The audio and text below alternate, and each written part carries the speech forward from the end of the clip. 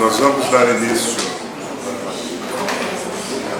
à mesa redonda, intitulada Políticas Públicas Antirracistas, um projeto decolonial. Eu quero chamar para compor a mesa o professor Mário Teodoro,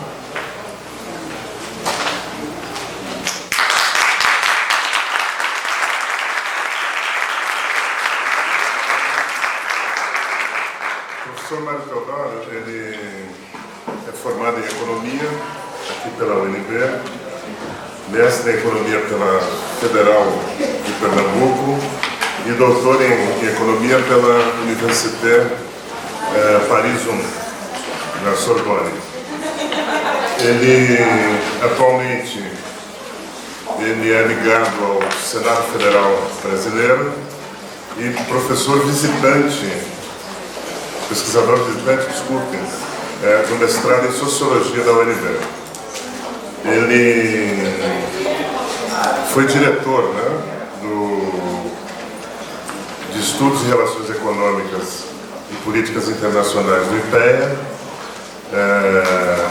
e também secretário executivo da Secretaria de Políticas de Promoção da Igualdade Racial da Presidência da República no período de 2011 e 2013. O professor Mário, ele publicou vários artigos, mas eu queria falar de um artigo especial, ao invés de seguir aqui o roteiro. O professor Mário tem uma publicação de 2012, se não me engano,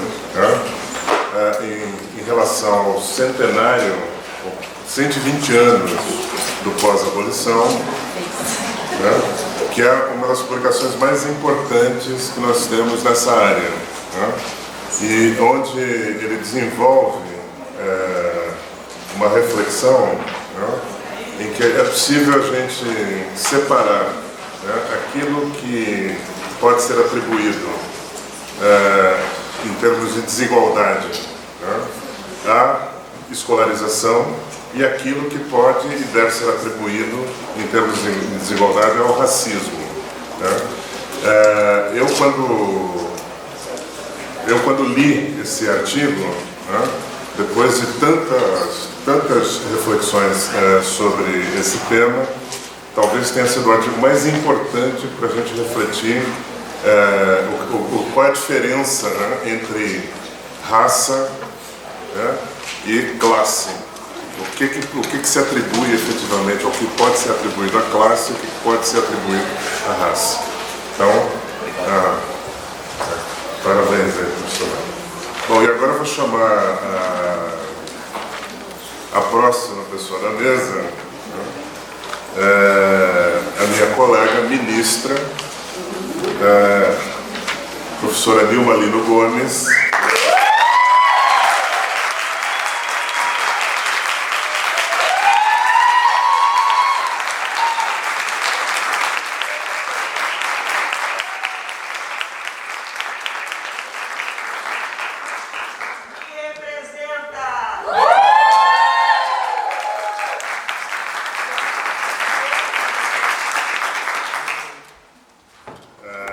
Bom, a professora Nilma, embora ela dispense apresentações, é uma das pessoas mais popstar que eu conheço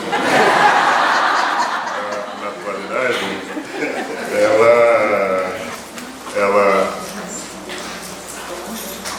é, talvez, na minha opinião, uma das principais, ou talvez a principal intelectual, mulher e negra, do país e quiçá fora do país, e ela deixou recentemente a condição de ministra em função de um golpe em curso, e entre as contribuições que eu acredito que valem a pena no campo da educação, as contribuições da professora Nilma, do meu ponto de vista, são as mais importantes em relação ao tema da educação em relações étnico-raciais. São inúmeros artigos, né? Mas talvez um dos trabalhos mais importantes da professora Nilma foi aquele trabalho, né? Foi do século XX ou do século XXI já, sobre cabelo, sobre cabelo. 2002. Então, é um dos textos mais importantes, me parece, que demarcou todo um campo, né, de estudos que passou a ser desenvolvido desde então, né. É interessante que, de vez em quando, a gente recebe colegas, né, de outros países, né, e um dos textos que eles procuram é exatamente esse, né. Então, eu estou demarcando a importância desses meus dois colegas, né, a partir daquilo que eu gosto. Isso não quer dizer que eles não tenham coisas muito mais importantes do que as que eu gosto. Bom, então eu vou passar imediatamente, antes que o Joás corte as minhas asas, para as apresentações, né. Pelo que nós combinamos aqui, a primeira apresentação do professor Mário, intitulada Racismo e Políticas Públicas, a experiência brasileira. Por favor, Mário.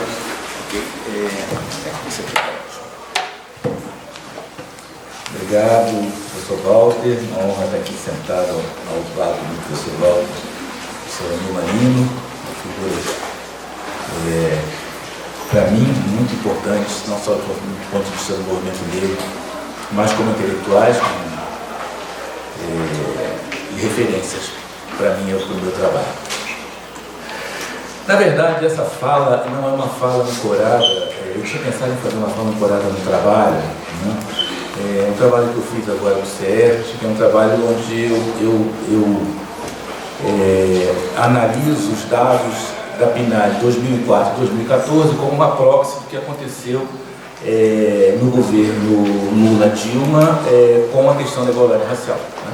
A PNAD lança dados, eu vou até apresentar eles, mas, na verdade, assim, a inspiração que me veio após 2 dias de seminário, discutindo a questão da decolonialidade, discutindo as questões de uma agenda de estudos da questão racial de um ponto de vista diferente do que o ponto de vista eurocêntrico, tudo isso me inspirou a falar um pouco da experiência de tentar levar para o Estado, ou melhor, para o serviço público, né, uma agenda racial, que foi o que a nossa geração tentou fazer e vem tentando fazer no pós-Durban, né?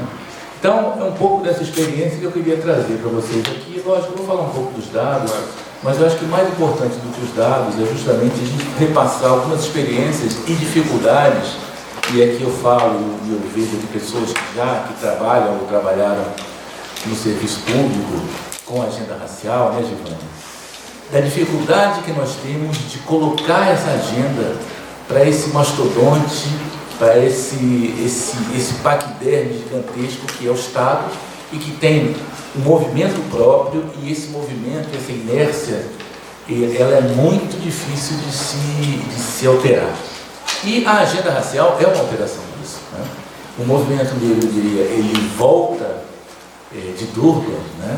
Porque para Durban a delegação brasileira foi praticamente grande parte da liderança do movimento negro, e volta de Durban com uma carta na manga, né?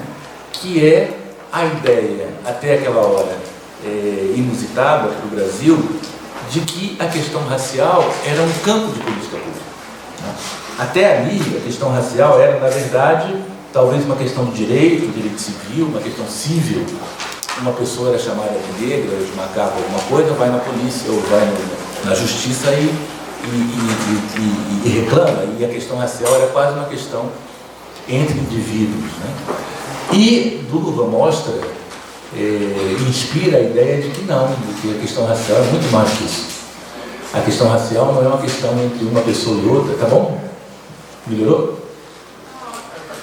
Tá, e mas sim um espaço de política pública, né? Um espaço, assim como nós tínhamos problemas com educação, com saúde, com saneamento, nós tínhamos um problema que talvez perpassasse isso todo, que era a questão racial. Ou seja, o racismo no Brasil não era só uma questão interpessoal, mas ao contrário, era uma ideologia que perpassava todo o tecido social brasileiro e que, como tal, se a gente tivesse uma sociedade mais igual, mais fraterna, nós teríamos que enfrentá-la. Então, a agenda racial, na verdade, era uma agenda de enfrentamento ao racismo.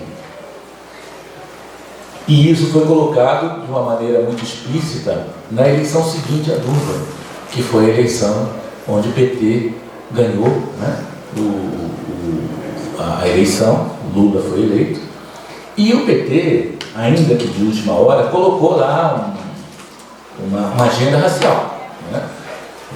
Vamos trabalhar a questão racial, e foi cobrado por isso. O dia da posse foi um dia onde as lideranças do movimento dele ficaram muito frustradas, porque existia a ideia de que se ia criar o Ministério da Questão Racial e não se criou no dia da posse. Veio o Ministério da Pesca, veio o Ministério de uma série de coisas, e o nosso, a gente tinha pensado, que eles tinham prometido tanto, saiu 3 meses depois, no dia 21 de março, saiu o nosso grande ministério, que era a CEPI, né, que era o ministério que ia cuidar da questão racial. Então, esse é o primeiro passo. Mas lembrando um pouco ontem da fala, inclusive de uma provocação. Desculpa. Provocação do professor Nelson ao professor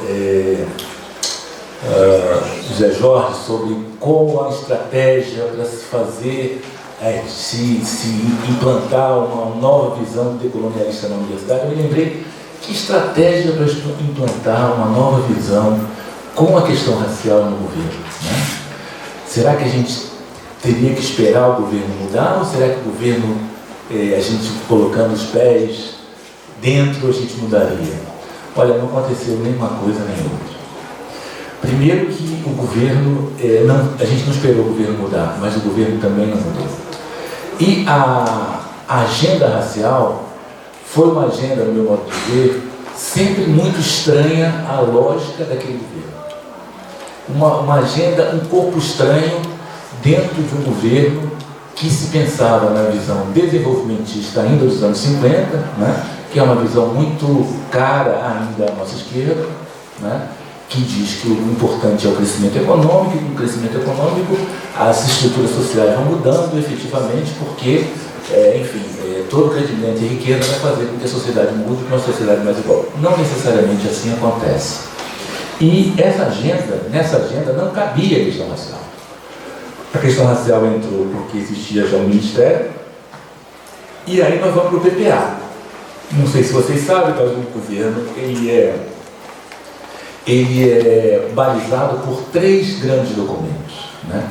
O primeiro é a lei orçamentária, a lei do orçamento, que diz onde é que nós vamos gastar, no que nós vamos gastar, quanto nós vamos gastar e como, né? O orçamento ele é antecipado por uma lei de diretrizes orçamentárias, a famosa LDO, que fala o que vai acontecer no ano seguinte, né? E a LDO, que é a antecipação do orçamento, para que a gente faça o orçamento direitinho, ela, por sua vez, é balizada pelo PPA, que é o Plano Plurianual. O que o Plano Plurianual fala? O que o governo vai fazer nos próximos 4 anos. Então, a cada primeiro ano do governo, o governo elabora o PPA para os seus próximos 3 anos e para o primeiro ano do governo seguinte, para a gente não ter o que a gente chama de solução de continuidade, para que a gente consiga seguir sem muitas rupturas, né? O nosso desafio era implantar a questão racial do PPA de 2003, que era o PPA do governo Lula. E nós fomos tentar fazer isso, implantar a questão racial, um pouco nessa linha de, fazendo um paralelo, uma visão de decolonização do Estado, na medida que o Estado admite que A questão existe. E aí eu vou me reportar um pouco. Será que você pode passar o primeiro quadro? É esse quadro aí. Isso aí é o Estado, que não mudou nada até 2003, né? O Estado brasileiro com relação à questão racial. Em 1970, a ONU faz uma espécie de uma consulta a todos os países para saber o que cada país estava fazendo em termos de políticas, principalmente os países multirraciais, em termos de política contra as minorias e etnias, e pediu um relatório para cada país. E o relatório brasileiro se resume a essa frase aí, que eu vou pegar o óculos aqui para ler, vocês estão lendo lá do lado. Tenho a honra de informar-me que, uma vez que a discriminação racial não existe no Brasil, o governo brasileiro não vê necessidade de adotar medidas esporádicas de natureza legislativa, judicial e administrativa a fim de assegurar a igualdade das raças. Esse era o relatório brasileiro para a ONU, para o Comitê de Eliminação da Discriminação Racial da ONU, em 1970. Essa era a visão que o Estado brasileiro tinha sobre a questão racial em 1970. E eu vou dizer mais, essa máquina administrativa, em 2003, não tinha mudado muito. Era assim que se pensava. Quando nós levamos para a primeira reunião do PPA, e quando eu falo nós, a CEPIR na época era a ministra Matilde, e mais ninguém, não tinha ninguém ainda, ela estava sem equipe, e chamou o IPEA para ajudá-la na condução do PPA da igualdade racial. Então nós fizemos um grupo de 6 ou 7 pessoas, eu, Nathalie Begano, Luciana Jacu, enfim, outras pessoas, que já tinham interesse na questão racial, para ir com uma proposta para o PPA de um programa de igualdade racial, que é um eufemismo para um programa de combate ao racismo. Né? E foi muito interessante, porque logo na primeira reunião, nós chegamos lá, fomos conversar, e o sujeito que estava cuidando do PPA falou: olha, nós temos uma matriz aqui com todos os ministérios, com todas as áreas, já está tudo pronto. Eu falei: vamos ver a matriz, vamos ver. Cadê a igualdade racial? Aí como igualdade racial, isso tem? Não, tem sim. Aí expliquei para ele que tinha surgido um novo ministério, e que esse ministério já estava aí, e que ele tinha que trabalhar a questão da igualdade racial. Eu vou resumir para vocês, porque eu não tenho muito tempo aqui. A tristeza da história é o seguinte: nós inserimos a questão racial como um programa do governo, e o governo tem 2 tipos de programa: o programa gerencial e o programa de execução propriamente dito. O programa gerencial é simplesmente um programa acima de outros para fazer um gerenciamento. E o programa de execução, ao contrário, é um programa que você tem metas e principalmente indicadores. Então nós trabalhamos muito animadamente no nosso programa de igualdade racial com indicadores do tipo: o que vai acontecer nos próximos 4 anos em termos de redução da diferença entre escolaridade de negros e brancos, redução das diferenças de renda entre negros e brancos, etc, etc. Bom, primeira coisa, o nosso programa ele foi retirado 3 vezes do PPA. A cada reunião que se passava com as direções, eles retiravam o programa e a gente recolocava esse programa. É uma coisa meio kafkiana, mas foi assim. E na última vez não retiraram o programa, mas colocaram como programa de gerenciamento. Ou seja, um programa que não tinha recurso, não tinha metas a cumprir e não tinha objetivos. Assim foi o PPA de 2003-2007, do governo Lula, o primeiro PPA sobre a questão da igualdade racial. Ele existiu e ao mesmo tempo não existiu. Quer dizer, ele existiu de fachada, mas não existiu de fato. Além disso, nós tivemos muitos problemas com relação a recursos. Nós falávamos o tempo todo que a questão racial é uma questão central. A questão racial é uma questão que perpassava a educação, saúde, trabalho, etc, etc. E, portanto, deveria ser uma questão adotada por todos os ministérios, e queríamos que cada ministério alocasse ou dissesse quanto ia alocar de recursos para a questão da igualdade racial. Bom, nós não éramos praticamente ouvidos pelos ministérios. E as verbas todas que foram destinadas para a CEPIR na época giravam em torno de 15 milhões de reais, o que era verba, para vocês terem uma ideia, uma verba anual, que é uma verba para uma boa ONG. É uma verba de 15 milhões, mas não para o Ministério. Então, isso demonstrou o tempo todo o seguinte, que apesar do presidente ter colocado a pauta racial como uma pauta importante, ou pelo menos no discurso, isso não significou necessariamente que a autarquia, que o Estado aceitasse essa pauta e que o Estado e a burocracia, de bom grado, fosse colocar essa pauta. Não é assim que funciona.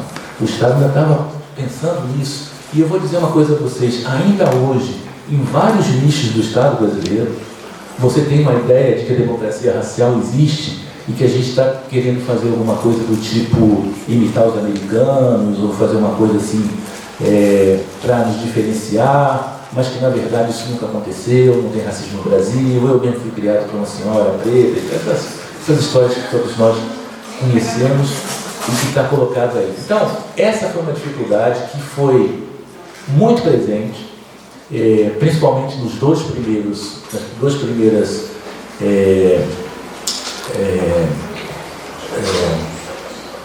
dos dois primeiros ministérios, que foi da Matilde Ribeiro e depois do Eloy, né?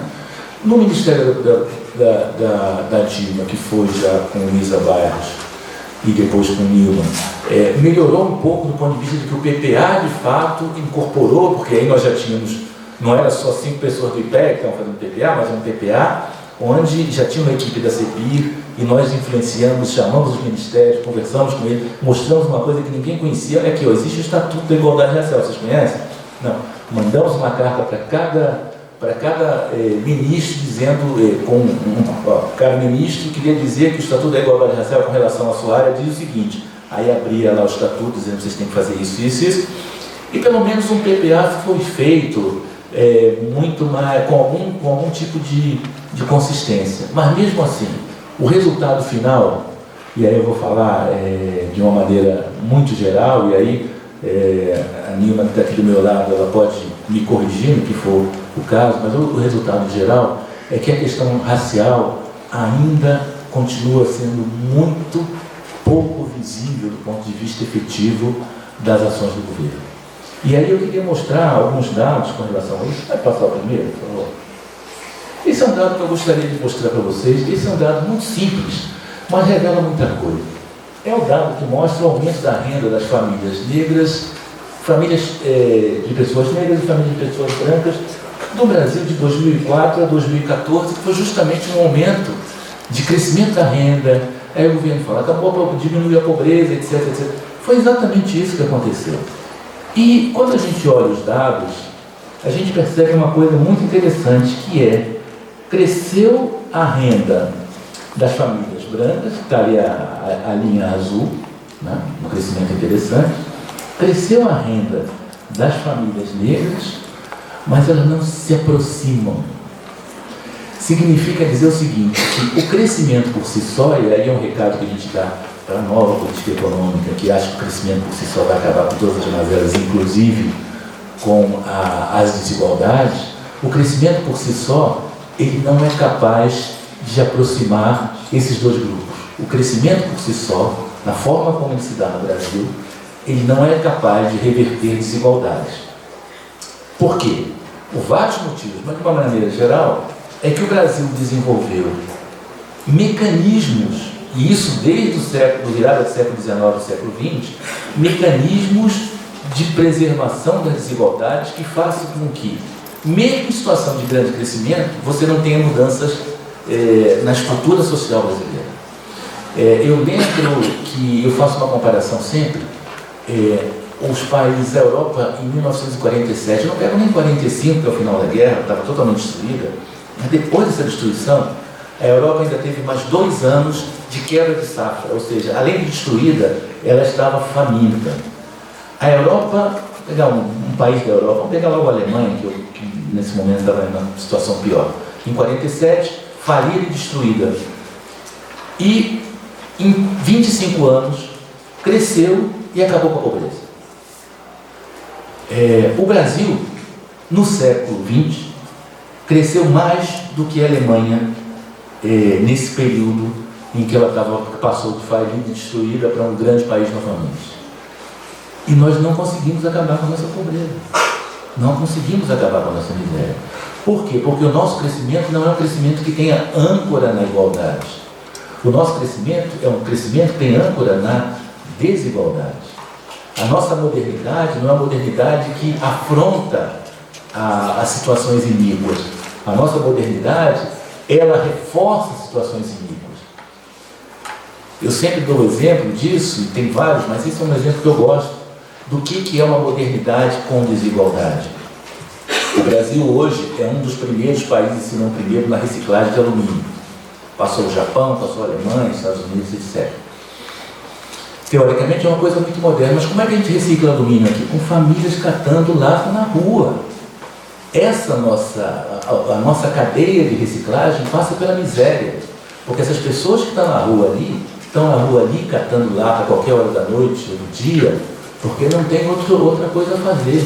Os blocos de carnaval passam e vem uma horda de miseráveis atrás com aqueles sacos catando as latas. Essa é a nossa modernidade.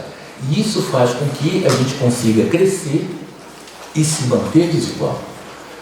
O cerne da desigualdade, eu sempre defendo isso, é o racismo, né? Enquanto nós não enfrentarmos o racismo, nós vamos continuar crescendo como os super desenvolvidos, mas redistribuindo mal como os países mais pobres, até pior que os países mais pobres. Os países mais pobres têm uma distribuição de renda melhor do que nós, porque aqui no Brasil convivem milionários com miseráveis, secularmente. Então, o Estado teria que mudar isso. O Estado não mudou isso. E aí, só para a gente ter uma ideia do que aconteceu de 2004 para cá, pode passar, por exemplo, alguns dados do que aconteceu de lá para cá, né? A despeito daquele primeiro quadro de que não houve mudança na participação da renda. Mas, de 2004 para cá, nós tivemos, 2004 para 2014, nós tivemos, primeiro, um aumento da população negra, que passou de 48... Tá no meu tempo, né? Mais ou menos. Sim. Ah, tá. Passou de 48,2% para 53,6% das pessoas. Nasceu tanto mais pessoas negras. Não, houve uma grande adesão de pessoas que não se reconheciam como negras, que passaram a se reconhecer. Isso foi muito importante. Agora, veja só que coisa curiosa. O percentual de negros entre os 10% mais pobres aumentou. Crescemos, diminuímos a pobreza, etc., mas nós éramos 73,2% de negros em 2004, passamos a 76%. Por quê? Porque os negros são os mais pobres dentre os pobres e os plebeus. Significa dizer o seguinte, a teoria da favela. Então você tem uma favela, né, de baixo a cima, e você vai implantar um programa de vacinação. Você vai começar por baixo. E todo mundo sabe que as pessoas que moram mais embaixo na favela são as pessoas mais ricas da favela, entre aspas. Então, os primeiros a saírem, a serem contemplados pelos programas do governo, são as pessoas que estão mais aproximadas da linha da pobreza. Significa dizer, por outras palavras, apesar da grande maioria, por exemplo, das pessoas dos programas como Bolsa Família, etc., serem negros, proporcionalmente mais brancos entraram nos programas do que negros. Esse tipo de coisa é uma coisa que a CEPI se propôs a fazer, que é acompanhar as ações do governo do ponto de vista racial, se está aumentando ou diminuindo. Porque o governo, ele pode ser um motor de diferenciação. A universidade sempre foi esse motor. Quando o Estado dava só para os brancos as vagas de medicina, engenharia, etc., ele estava contribuindo como motor de desigualdade. Então, aqui a gente mostra isso. Outra coisa, as mulheres negras continuam sendo as vítimas maiores da mortalidade materna, né? A gravidez, só 27% das mulheres negras tiveram acompanhamento pré-natal, contra 46%, quase o dobro, das mulheres negras. Eu estou falando do SUS, viu? Não é do pré-natal como um todo, isso aqui é dados de SUS. E as diferenças persistem mesmo no quadro de anestesia, de tempo de espera, tempo de cuidado do médico, quanto demora uma consulta clínica do médico, etc. E sobre educação? A taxa de conclusão do ensino médio ainda tem muita diferença, né? 71,7% de jovens brancos concluíram o ensino médio, contra 52,6%, ou seja, metade dos nossos jovens negros não concluem o ensino médio, né? E aí, a lição que a gente tem a pauta da questão da igualdade racial ou A pauta do combate ao racismo está sendo colocada pela sociedade, pelos movimentos, ela entra na universidade. Esse seminário aqui é uma prova concreta disso que a gente está falando. Eu fui dessa universidade nos anos 70 e eu contava na minha mão direita todos os negros que tinha aqui nessa universidade. Nós nos conhecíamos todos. Então, essa pauta começa a avançar. Mas, no governo, mesmo no governo que reconheceu a questão racial e que colocou o Ministério para cuidar disso, essa pauta foi muito tímida. Ela não conseguiu avançar muito, apesar dos avanços que a gente acha que aconteceram. Lei de cotas. Aliás, eu queria falar uma coisa da lei de cotas. Aqui o professor Jorge colocou com muita propriedade ontem que a lei de cotas, ela ao beneficiar apenas aqueles negros que são de escola pública, ela tira uma parte, é verdade. Só queria dizer o seguinte: infelizmente, o mundo não é tão cor-de-rosa como a gente gostaria. Nós tentamos, de todo jeito, desvincular a questão das cotas da questão da escola pública. Nós nos reunimos, na época da CPI, com senadores, com bancadas, com ministros, etc. Esse Estado, a bancada do PT, na verdade, na época, não quis. Falou: só passa se vocês botarem, a gente só aprova isso se vocês botarem a cota para a escola pública também. Então, o que a gente queria dizer é o seguinte: não foi por falta de esforço. A questão é muito forte, a questão racial é muito forte, não é engolida pela maioria da nossa esplanada. É um espaço de disputa onde até agora nós estamos tomando de 7-1, pode ser que a gente reverta isso, mas estamos tomando de goleada. As perspectivas do novo governo não são boas. Eu queria dar uma boa notícia para vocês aqui, mas eu acho que vocês já desconfiam que esse próximo governo não vai ter uma boa vida.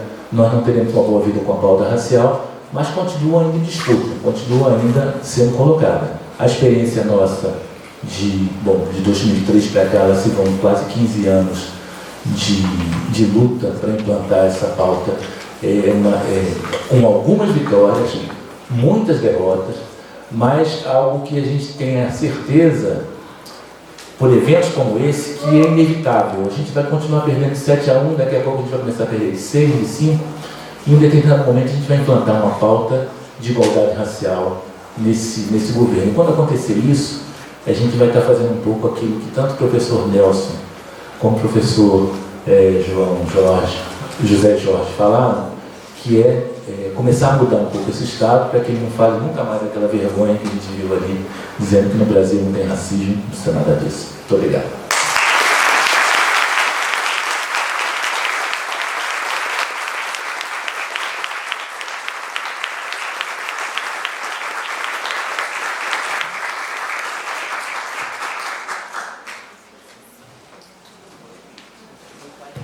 Obrigado, Mário. Cumpriu o horário de cima. Ela pode usar isso. Está meio curto.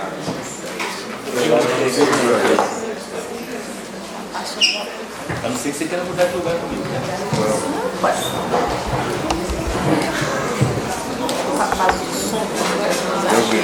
Ok, vai. Muda de lugar.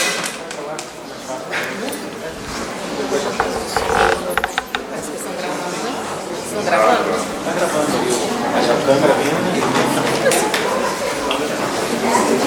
Pode falar. Posso falar disso? Pode falar. Pode.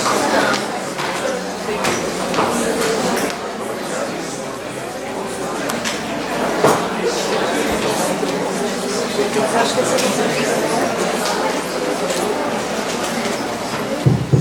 Tá ligado.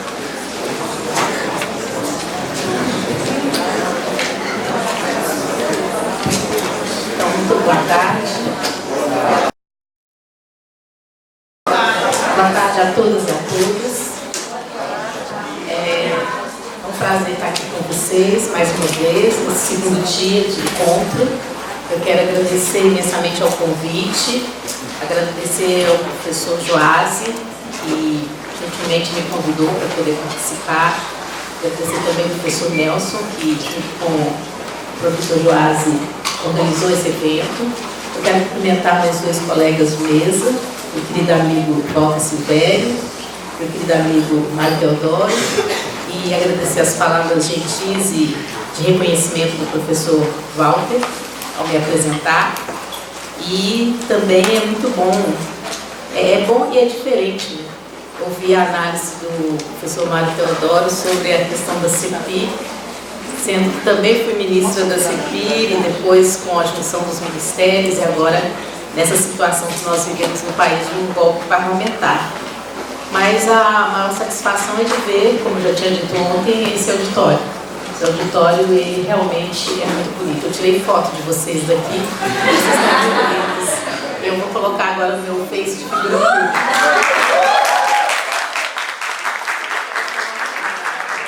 Esse auditório realmente é maravilhoso.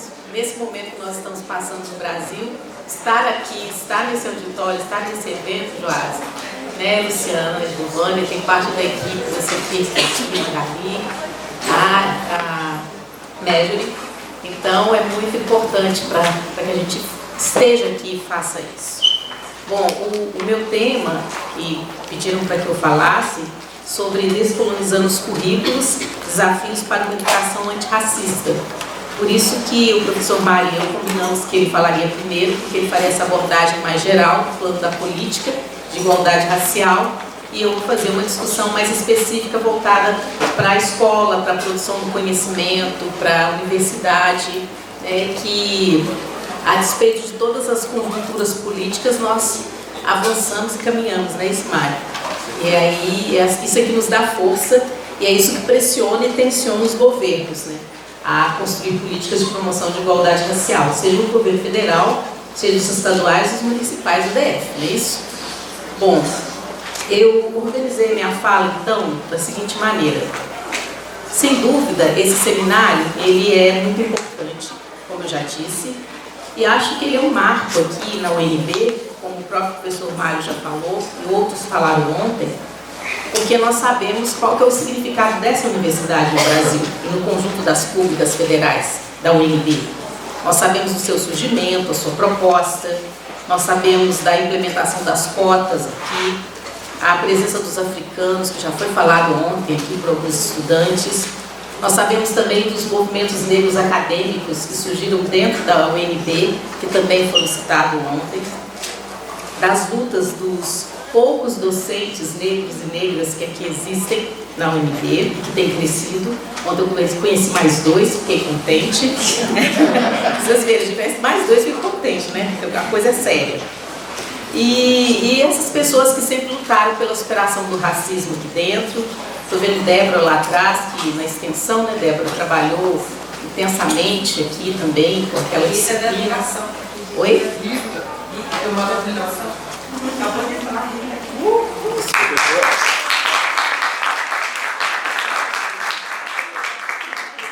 A Rita acabou de entrar. Isso aqui é uma professora míope, eu tenho que tirar aqui os olhos. Tá bem, a Rita, isso mesmo, que acabou de entrar, uma mulher negra, isso é ótimo. Bom, outros seminários, nós sabemos, com a perspectiva decolonial, já foram realizados por docentes e por outras universidades públicas do nosso país. Ontem mesmo conversávamos sobre isso na nossa reunião da noite. E essas outras formas, seminários, eventos, etc., elas geralmente têm a organização dos NEABs, dos Núcleos de Estudos Afro-Brasileiros, e de professores e professoras, pesquisadores e pesquisadoras, que caminham nessa perspectiva antirracista, numa perspectiva decolonial, já que nós estamos falando sobre isso aqui agora. Mas o que há de especial neste encontro, neste seminário? E o que é que ele o torna tão singular, então, para nós? É, como eu falei, essa presença maciça de negros e negras, jovens, adultos, estudantes, militantes, interessados na temática racial, aliados de outros grupos étnico-raciais da luta antirracista. E esse seminário ele se dá num momento ímpar no nosso país, sobretudo na conjuntura política do nosso país, que é o momento do golpe. E a leitura que eu faço desse golpe, quem já me ouviu falar dele, é um golpe parlamentar, é um golpe fundamentalista, é um golpe midiático, é um golpe jurídico, é um golpe de classe, é um golpe de raça, é um golpe de gênero e com uma orientação heteronormativa. Ou seja,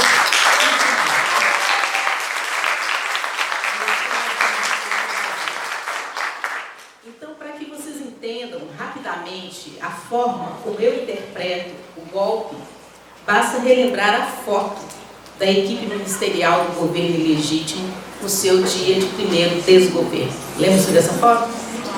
Ela resume bem como eu interpreto esse golpe. Então, falar em decolonialidade em um momento em que os herdeiros do poder colonial assumem o executivo, constituem-se maioria no legislativo, estão presentes no judiciário e muitos deles acabam de ganhar eleições municipais como prefeitos, vereadores e vereadoras nos nossos municípios. E além disso, uma contraofensiva conservadora que nós temos enfrentado nas universidades públicas, principalmente nas universidades públicas federais, com algumas reitorias já sendo tomadas por grupos conservadores que começam a ganhar o poder e se voltam contra as nossas políticas, as políticas de ações afirmativas.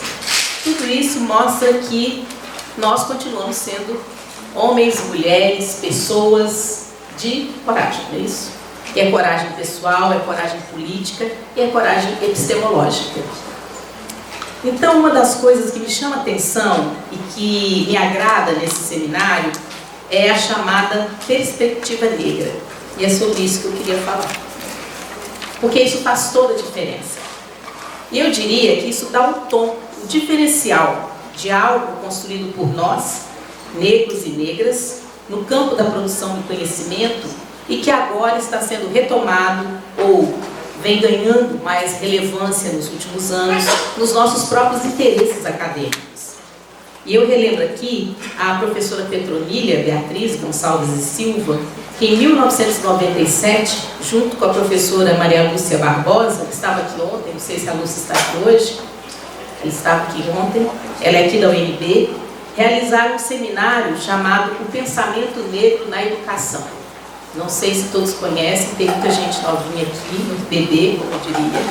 Então é bom que vocês conheçam, é um livro que estava esgotado, foi reeditado pelo Fiscar, parece há muito tempo. Você não conhece o livro? Ah, mentira. E esse livro, Walter sempre faz isso comigo, sabe? E esse livro que falava de um pequeno seminário que nós fizemos à época, era já a tentativa de juntar pesquisadores e pesquisadoras, pessoas ligadas ao movimento negro, para falar na educação que existia um pensamento negro na educação. E isso foi visto com muito susto, por muita gente à época. Isso foi em 1997, quando a professora Petronília organizou esse seminário.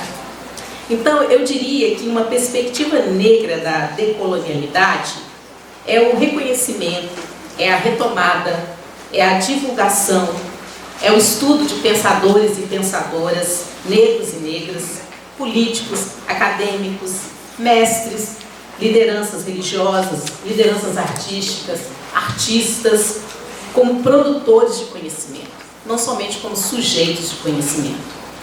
E essa produção, ela é feita sobre as diversas facetas do ser negro e ser negra brasileiro. E dentre essas discussões, nós temos a questão racial, a questão africana, a questão da diáspora, o colonialismo, o racismo, o machismo, o feminismo negro, as lutas afro-LGBT, afro-religiosas, as lutas afro-religiosas, a cultura, a educação, a política, a sexualidade, a deficiência, a identidade ou as identidades, a juventude, o sofrimento, a fé, a coragem e o amor. São todos temas que nós falamos sobre ele e que eu diria que é uma perspectiva negra quando nós falamos dessa perspectiva que é decolonial. Então, também construir essa perspectiva negra, na minha visão, significa retirar esses conhecimentos que são produzidos por nós e pela população negra em geral, e as discussões que nós também desencadeamos sobre África e diáspora, porque são discussões diferentes de historiadores e antropólogos que comumente trabalham com África e diáspora, é retirar esses conhecimentos de um lugar que eu chamaria de marginalidade e subalternidade epistêmicas. É isso. Retomar autores e autoras negras, como nós fizemos aqui nesses dias, como o Ivaí nos apresentou ontem, o professor Ivaí, nos mostrou que antes de dar relevo as suas reflexões, produções, políticas, etc., etc., é importante dar relevo aos sujeitos. É importante que se conheça a história e a trajetória desses sujeitos. Por isso que é muito importante que nós trabalhemos com as imagens desses sujeitos. Porque muitas vezes nas nossas leituras acadêmicas, quando ouvimos e lemos sobre eles, nem sempre nós os vemos e sabemos quem foram eles. Não é isso? Isso faz muita diferença também. Eu acho que isso é uma perspectiva negra decolonial. Passa por aí. E aí, nesse sentido, não há como dizer que não tem aí uma ruptura epistemológica, digamos assim. E os decoloniais, eles explicitam nas suas análises, nas suas reflexões, várias denúncias e vários aprofundamentos sobre o que é esse mundo colonial, o que é essa colonialidade. Mas eu diria, tentando chamar para a nossa realidade brasileira, que o movimento negro e negros e negras em movimento, como eu gosto sempre de falar, nós sempre também trouxemos reflexões e denúncias acerca desse mundo que nós podemos chamar que é o mundo colonial brasileiro e dentro da América Latina, que faz uma diferença das especificidades que o nosso país tem.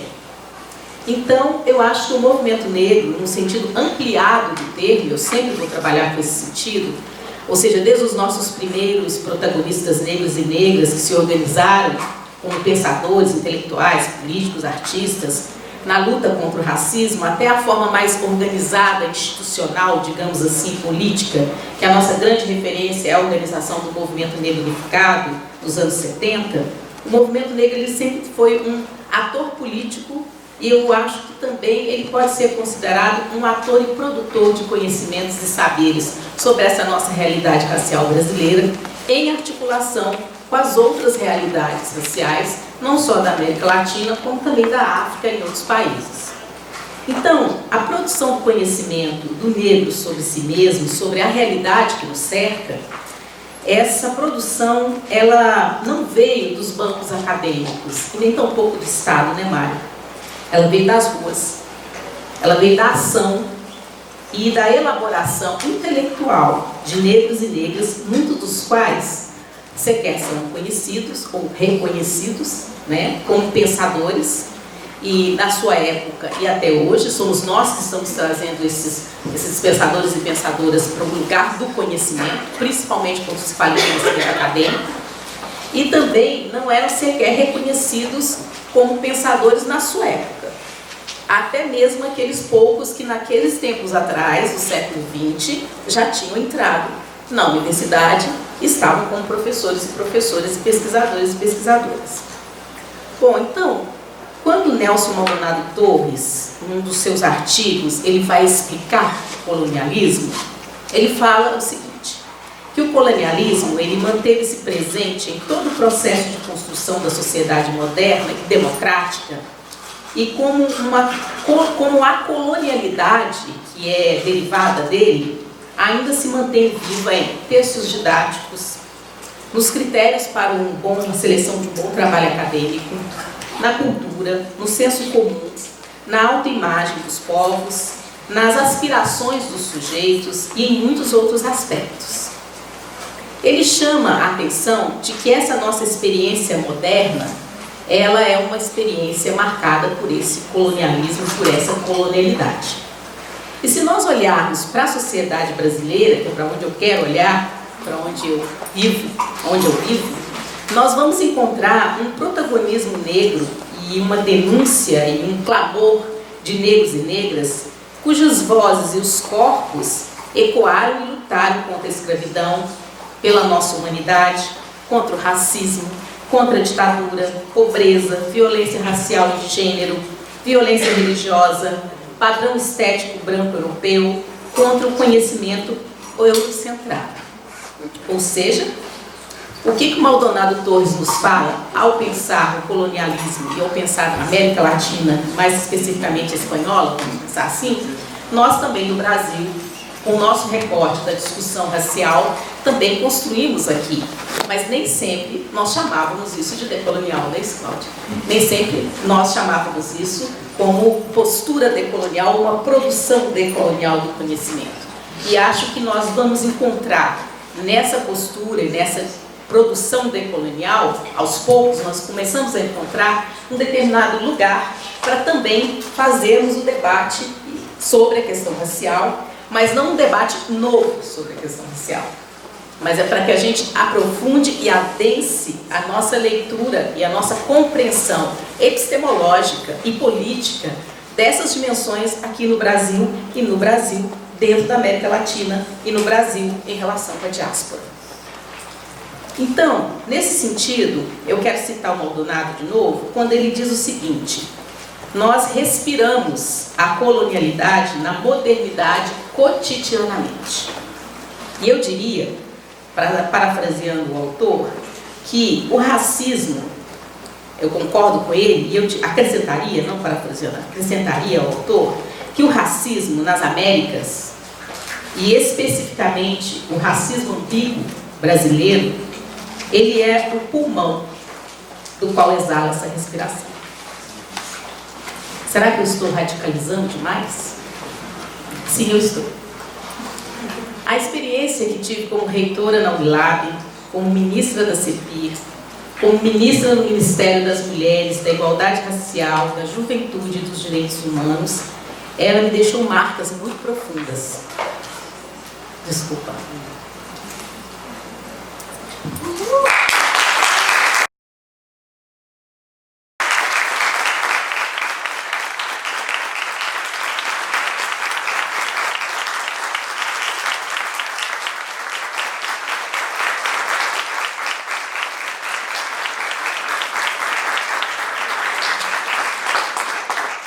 Ela me deixou marcas muito profundas do que é ser uma mulher negra no campo das forças ditas progressistas e emancipatórias, políticas e do campo do conhecimento, ascender em lugares de poder nos quais a maioria é branca e progressista, mas mesmo assim presa ao pensamento e às práticas coloniais. Não basta somente o reconhecimento e a vontade política para se descolonizar a mente, a política e o currículo. A descolonização, ela tem que ser acompanhada de uma ruptura epistemológica, política e social que se realiza também pela presença negra nos espaços de poder e decisão. Obrigada. Nas estruturas acadêmicas, na gestão da educação, da saúde, da justiça, ou seja, a descolonização, para ser concretizada, ela precisa alcançar o campo do conhecimento e também o campo das estruturas sociais, o campo do poder. Por isso, nós lutamos pelas ações afirmativas, e é por isso que nós acreditamos nas cotas raciais. E essa luta sempre vai ser uma luta contra o poder colonial. E sempre vai ser uma luta contra a colonialidade do poder, do saber, do trabalho. E essa luta nunca será desarticulada também de uma outra, que é contra a desigualdade econômica, que é a favor da superação dessas desigualdades. E no nosso entendimento, como o Mário Teodoro acabou de falar, e toda a produção dele me ajuda também, me ensina muito isso, a entender que o racismo somado ao capitalismo produz historicamente uma dupla perversa que sustenta pensamento e práticas coloniais. E se nós estamos falando de tudo isso, nós falamos de educação. E nós falamos tanto da educação escolar, quanto a educação que se dá no cotidiano das práticas e das relações sociais. E nós falamos de currículo. Se a colonialidade é resultado de uma imposição do poder e dominação coloniais, que conseguem atingir as estruturas subjetivas de um povo, a ponto de penetrar na sua própria concepção do sujeito, e consegue com isso se estender para a sociedade de tal maneira que mesmo após o término do domínio colonial, as suas amarras continuem, há espaços e instituições sociais nos quais ela pode operar com muito peso, com muito maior peso. A escola é uma dessas. seja desde a educação básica até o ensino superior, a pós-graduação e todos os pós que quiserem. E como? Por meio do currículo é uma das formas. E eu quero explicar um pouco como que eu vejo isso acontecer no campo do currículo. E aí nós temos que entender um pouco o que estamos chamando de currículo. E eu volto lá nos estudos do Tomás Tadeu da Silva, dos pós-estruturalistas na educação, para dizer que currículo aqui, ele é entendido não como um rol de conteúdos ou a grade curricular, que é o mais comum de se falar, mas como Tomás Tadeu da Silva e outros autores e autoras da educação e do campo do currículo dizem, o currículo ele não se restringe à transmissão de conteúdos, ideias e abstrações. Ele diz respeito a experiências e práticas concretas, imersos nas relações de poder, construídas por sujeitos concretos. O currículo, ele pode ser considerado como uma atividade produtiva. Ele é um processo de produção, que pode ser visto em dois sentidos, que os curriculistas dizem. Um primeiro, em suas ações, ou seja, aquilo que fazemos. No segundo sentido, nos seus efeitos, ou seja, o que ele faz conosco. O currículo é também um discurso, que ao corporificar narrativas particulares, não é qualquer narrativa, sobre o indivíduo e a sociedade, ele participa do processo de constituição dos sujeitos.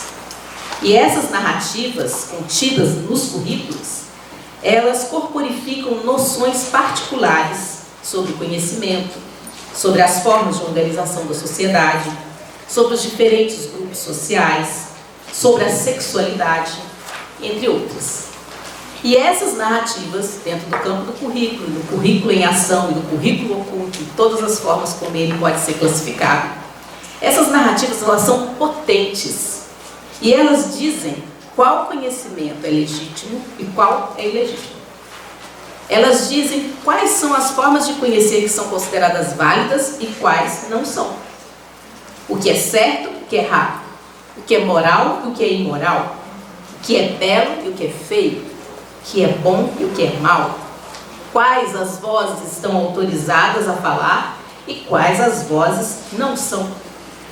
E ainda mais grave, segundo o próprio autor, as narrativas do currículo elas trazem embutidas noções sobre quais grupos sociais podem representar a si mesmos e aos outros e quais os grupos sociais podem apenas serem representados ou até mesmo totalmente excluídos de qualquer forma de representação.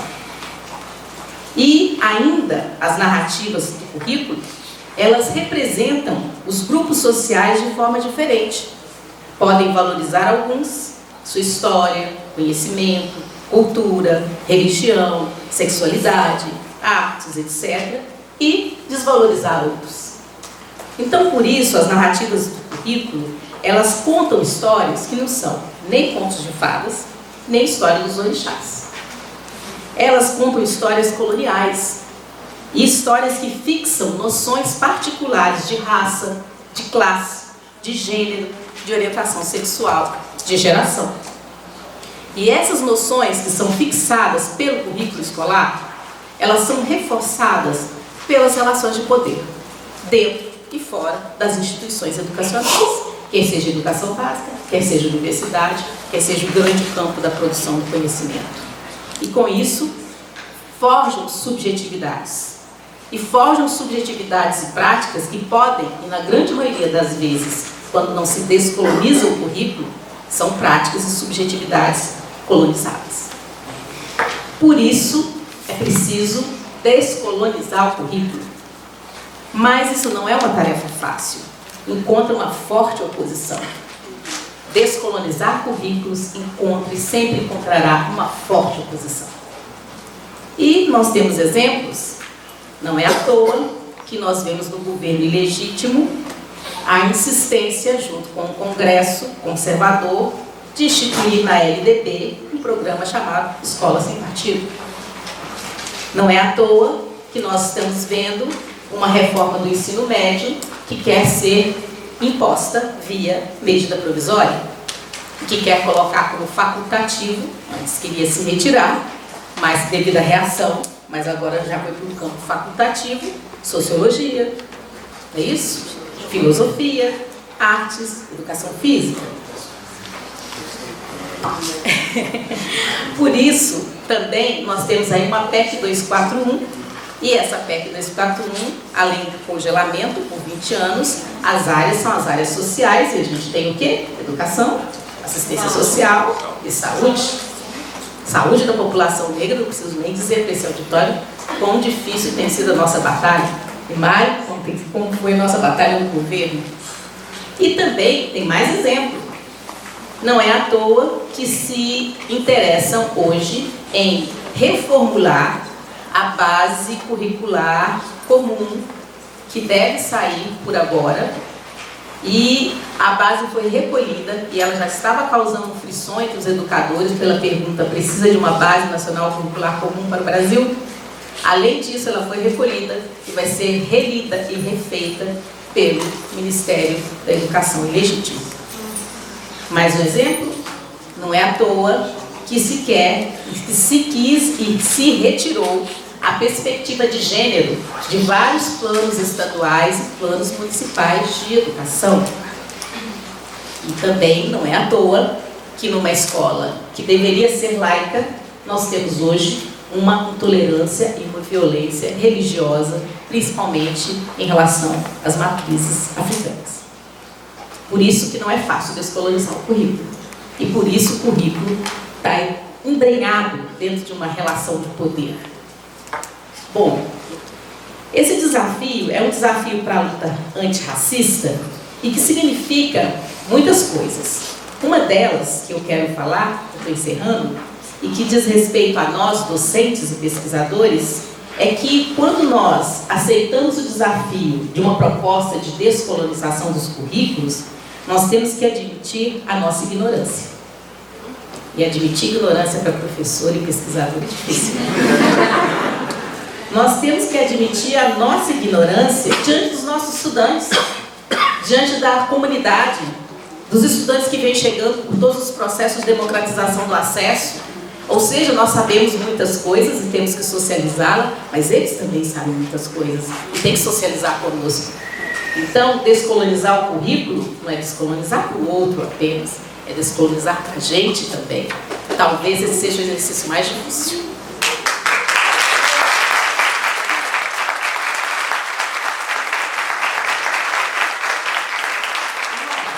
Nós, negros e negras, nós já lutamos pela descolonização dos currículos. Então, a coisa não é tão ruim assim, né? Não, professora, né? Não, nós também lutamos. E isso, antes mesmo de nós chamarmos isso de descolonização dos currículos. E eu diria que nós já lutamos pela descolonização dos currículos numa perspectiva negra, há algum tempo. E eu vou dar alguns exemplos.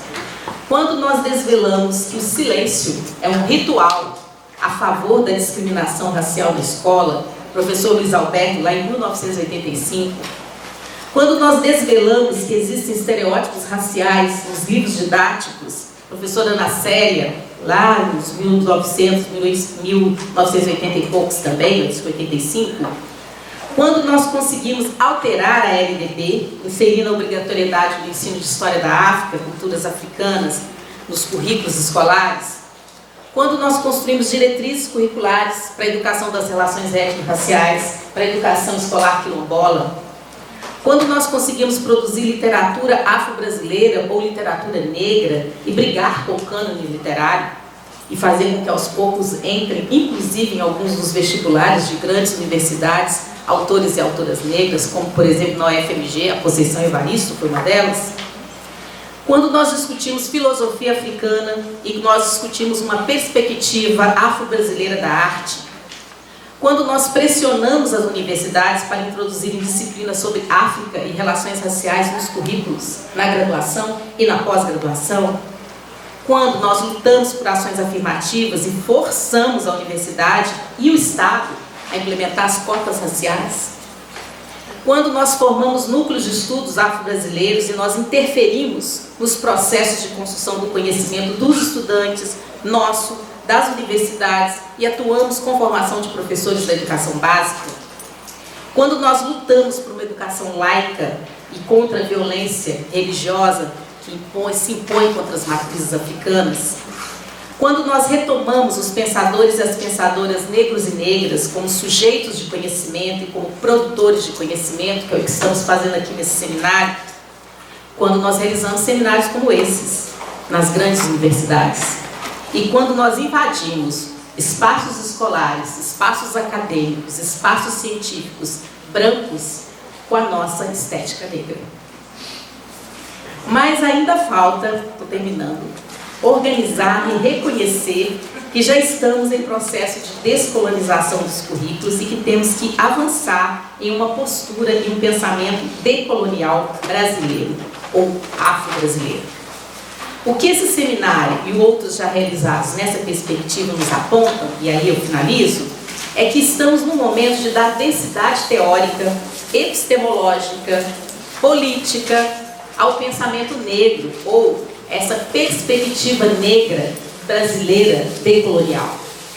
Nós estamos no momento de estudar ainda mais esse pensamento produzido por nós, pelos outros que nos antecederam, buscar, interpretar, fazendo a disputa com as outras narrativas acadêmicas. Fazemos disputa no currículo e na vida. E isso implica discutir e disputar e brigar com o cânone da legitimidade, da diversidade, e trazer a luta pela legitimidade da diversidade epistêmica no campo do conhecimento, colocando sujeitos como produtores de conhecimento. E parafraseando os filósofos moçambicanos Severino Nguyen e José Castiano, eu diria para vocês que a perspectiva negra decolonial é aquela que produz um pensamento engajado. O sujeito produtor de um pensamento engajado é aquele que reflete e age ao mesmo tempo. Assim, negros e negras que trabalham numa perspectiva negra decolonial brasileira podem ser contemplados, podem ser contempladores e reflexivos em ação. E, ao mesmo tempo, podem ser atores em reflexão. A perspectiva negra decolonial brasileira é aquela que busca e coloca outras narrativas no currículo, que dá legitimidade aos saberes acadêmicos, políticos, identitários, estético-corpóreos produzidos por nós, e aos saberes das práticas afro-brasileiras emaranhados em todos nós, inclusive as pessoas brancas, os indígenas e os outros grupos étnicos. E essa perspectiva negra considera o movimento negro brasileiro como produtor de saberes. Mas tudo isso com uma particularidade, sem se esquecer de quem somos nós, o que fizeram conosco, de onde nós viemos e que tipo de academia e que tipo de sociedade nós queremos. Obrigada.